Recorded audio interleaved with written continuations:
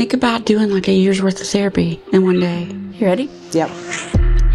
Psychedelic therapy is more going at some of the core aspects of who we are. It wasn't anything I've ever seen in my life. I certainly experienced my own death, knowing I would come back. You really do come out the other side, kind of healed. Just like, wow.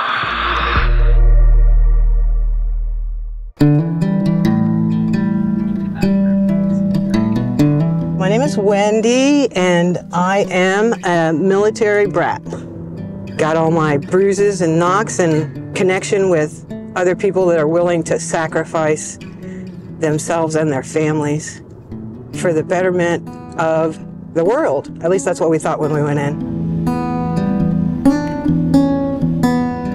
It was just really disillusioning to have drunken assholes in charge of you, Vietnam veterans who the military didn't know what to do with and didn't get them the treatment that they needed, and they put them in positions of power over young soldiers. And then we had to figure out ways to get them to do the job that we needed them to do without them beating us up or raping us or whatever it was that they felt like they were doing. When I got out, I did not recognize how badly damaged I was. So like I had phantom touches. I wasn't sleeping more than 20 minutes at a time for 4-hour blocks. I was on a bunch of meds. There was a period of time where I slept for like 2 years and my sister just took care of everything. I've been in therapy for 18 years probably. And I know that PTSD doesn't get cured and that you have cycles. I mean, I understand all the science. All I know is that when I feel like crap, my family pays the price. And they've been paying the price the whole time. And I'm really frustrated about that.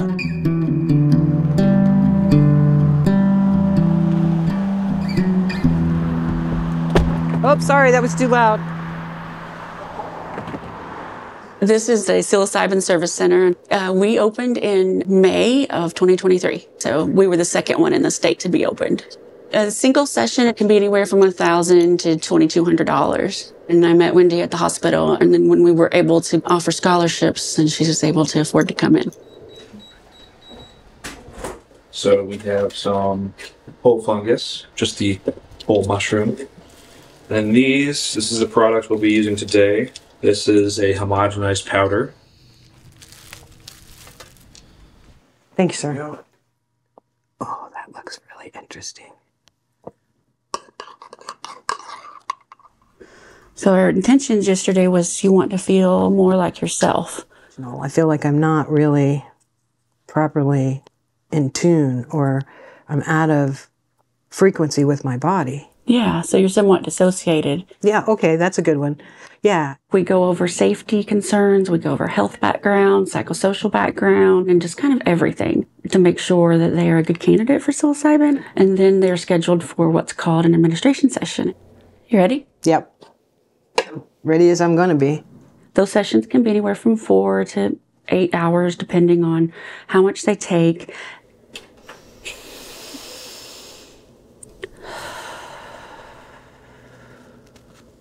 I never thought I'd see this day in my lifetime. We're going to do a recorded meditation at Wendy's request. I invite you to close your eyes. Steady your breathing in and out through your nose, slowly.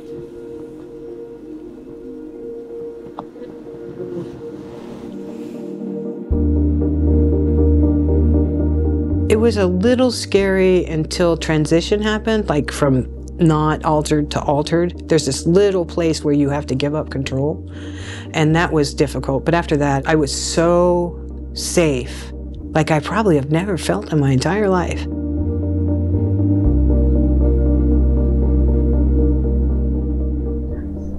My sister Marie. I used to be the strong one, doing all the giving and everything, but it's been so long that she's been the one that's having to sacrifice. It feels so unfair. It's uneven. I'm so sorry. I'm sorry that she doesn't get to have a life. I had to work really hard to let things go because I've never expressed many of the things that I expressed. As I experienced it, it was ugly and angry, and my whole body was engaged and big in my chest and in my throat.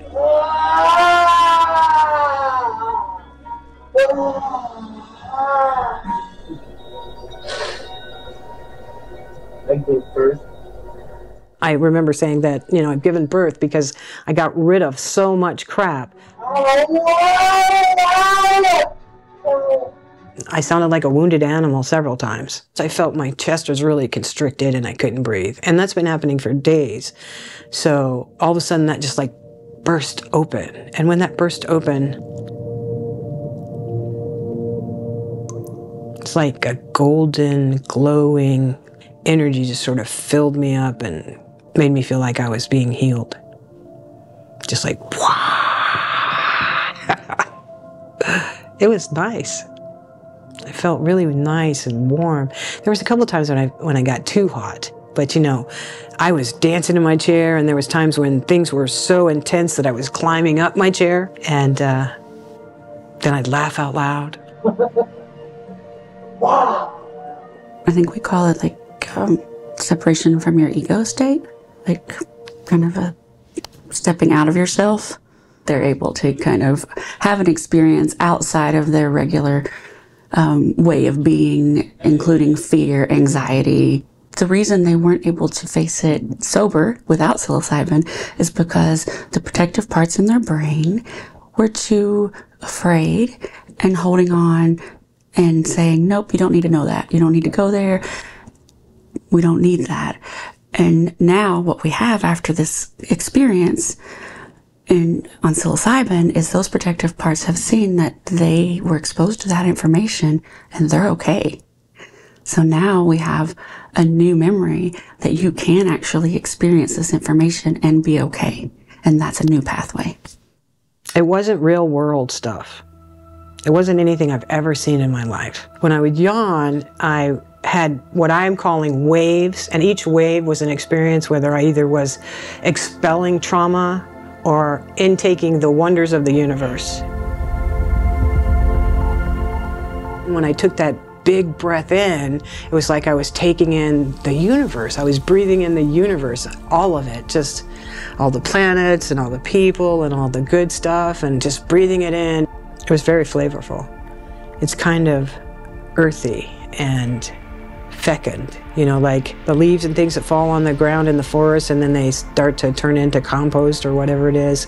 Sort of that kind of smell with some light flavorings of a bit of pine and a bit of lime and, you know, just some stuff that bursts, you know.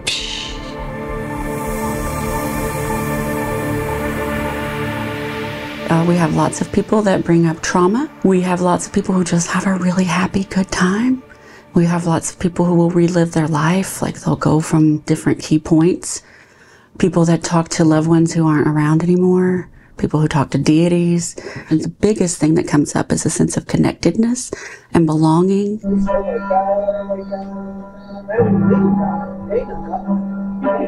God, this shit wouldn't be happening. Fuck that shit. I did nothing wrong, and I was not protected by the organization that promised to take care of us. There's injustice and stuff like that, but that doesn't mean that's how I have to live my life. And now I can stand up. I can stand up and breathe.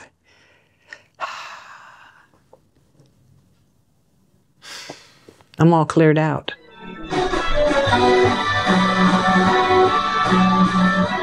The last third of it was just joy, experiencing life and joy. Like all this crap got out of my way and all of a sudden I was just lit up.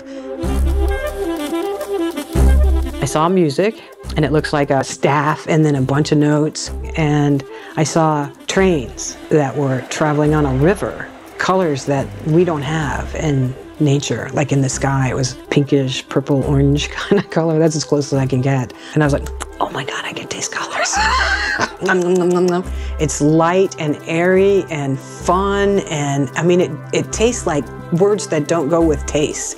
You know, it was uplifting and clean and colorful. It was like multiple colors interchanging and they were like sparkling and it was just so tasty. Nom, nom, nom. It was like a summertime citrus fruit dessert.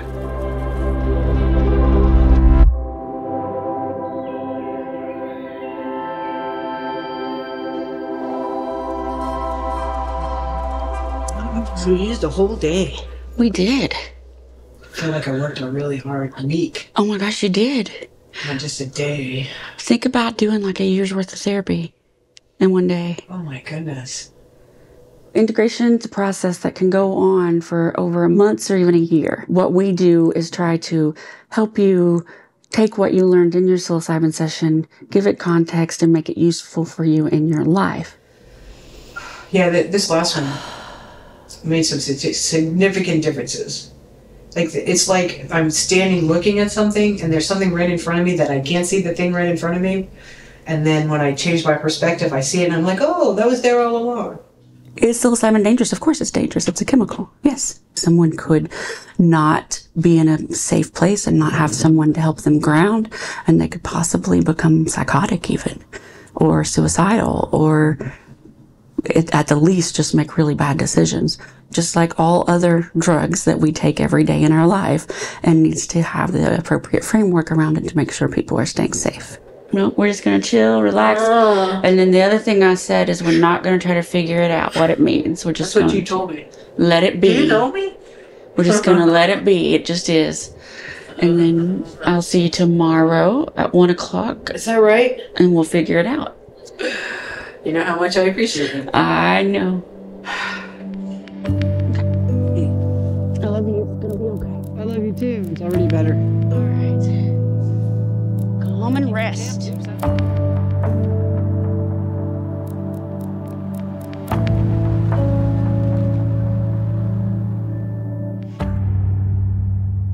Mais alors attendez, ça vient d'où la psilocybine? C'est le principe actif des champignons hallucinogènes. Souvent utilisés au cours des rituels ancestraux pour leurs effets psychotropes, l'Occident les découvre en 1955, quand un banquier d'affaires américain en ramène du Mexique. En parallèle, le LSD, qui a des effets similaires, est fabriqué accidentellement par un chimiste suisse, Albert Hofmann, en 1943. C'est une véritable révolution psychédélique. Des essais cliniques pour soigner la dépression et les addictions sont lancés, et le public s'en empare pour une consommation récréative. En pleine guerre du Vietnam, les psychédéliques deviennent un moyen d'évasion, de subversion, qui nourrit un sentiment pacifiste et contestataire à l'époque. 1970, coup de frein. Le président Richard Nixon interdit ces substances et les classe catégorie 1, dans les drogues les plus dangereuses, aux côtés de l'héroïne par exemple. La drogue devient alors l'ennemi public numéro 1 et l'avancée scientifique sur ces molécules est stoppée net. C'est au début des années 2000 que les essais cliniques se relancent, aux USA, en Allemagne et en Suisse. Là où la consommation d'antidépresseurs ne fait qu'augmenter, plus 400% en 20 ans aux États-Unis par exemple, en France il faut attendre 2024 pour voir le premier essai clinique se lancer. Certains parlent de molécules révolutionnaires pour la santé mentale. Bon, il y a quelques bémols quand même. D'une part, le prix de ces thérapies, qui selon la durée du suivi, les méthodes et le pays, peuvent coûter entre 1000 et 25 000 $. D'autre part, la plupart des études montrent qu'un encadrement par des professionnels est nécessaire, sans quoi l'automédication pourrait aggraver les troubles chez les utilisateurs.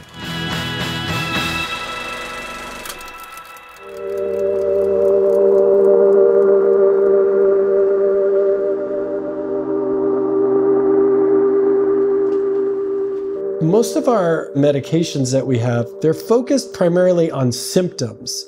Psychedelic therapy is more going at some of the core aspects of who we are. Focusing just on the alcohol isn't going to work in the long run because they can, with enough willpower, you can stop drinking for a while. But if you don't get down and address the underlying issues and make a foundational change there, you'll just eventually break down and go back to drinking. We completed a clinical trial of psilocybin for alcohol use disorder. We had 20 people total, and everybody was scheduled to undergo 2 psilocybin sessions.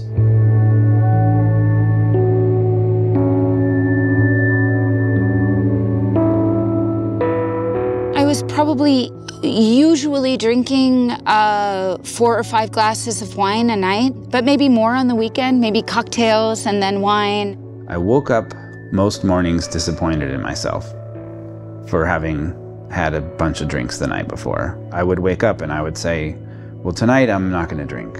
And then by the mid-afternoon, what's wrong with relaxing a little bit?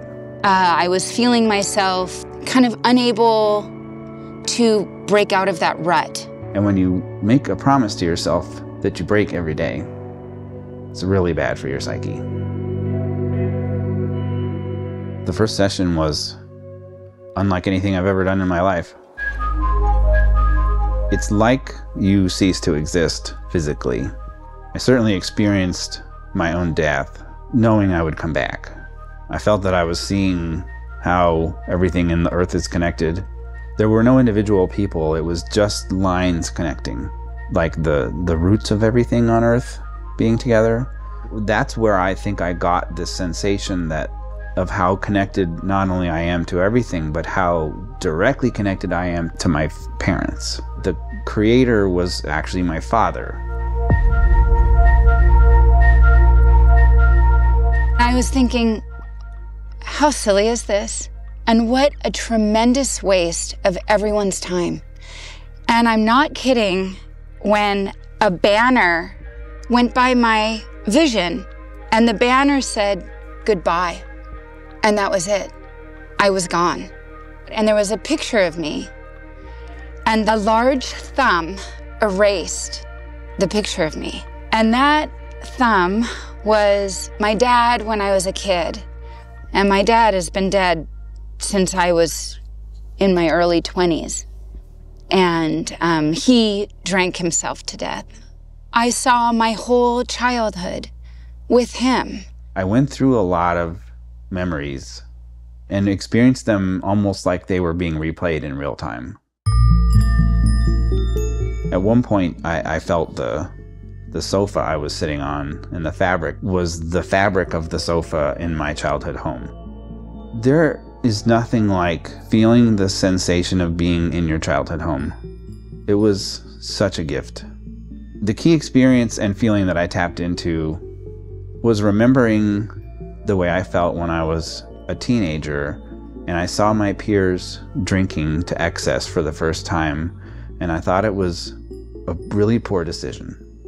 And I do think I re-experienced that feeling of my dad turning away from me and choosing alcohol over me. And that made it seem much, much, much worse what I was doing than just having a fun little thing I did for fun, right? There was someone in my life, my mom's boyfriend. He lived with us for 5 years. It was miserable from the time I was 8 to 13. He was controlling and abusive and nasty and creepy. When the second journey started, it was an old abandoned warehouse, and there was a big, tall metal dog. These two, a doctor and therapist, walk in, and they use a winch and they pry open the dog's mouth, really struggling hard to do it. And when the dog's mouth finally opens, the dog was able to see a man kicking the dog, and keeping it in a closet, and abusing it. And that was how the dog created this, metal encasement.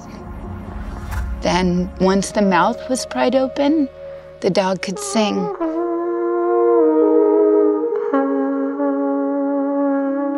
A woman singing in this abandoned warehouse.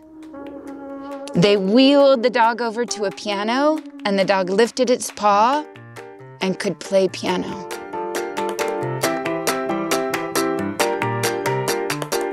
I think that a lot of people hang on to childhood trauma and that it can shape and hurt your whole life. I don't think I knew the degree to which it was hurting me. And to let that pain wash over you, that you really do come out the other side, kind of healed.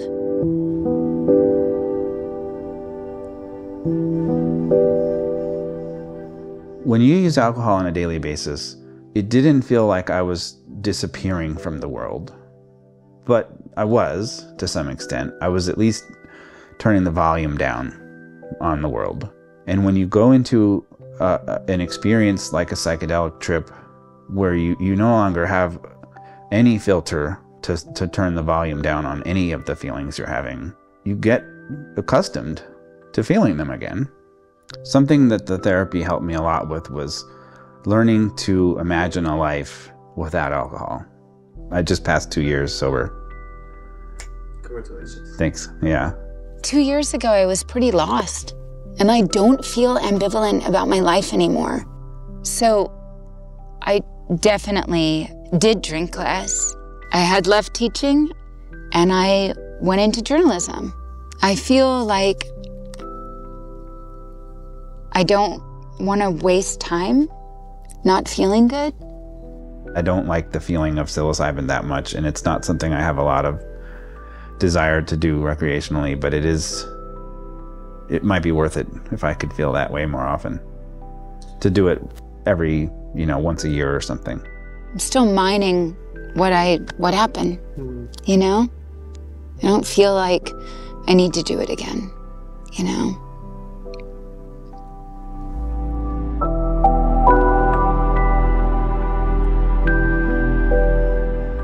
Ideally, down the road, if these medications are proven to be safe and effective and become approved for use by clinicians, hopefully it will be a situation where we won't be meeting the person for the first time shortly before they get the drug. We'll be working with them using many of the currently what are considered kind of standard therapies now, and then get to a point where we realize that, well, they might need some extra help, or this might be a good treatment, and we would bring it in then within the overall context of their entire mental health treatment.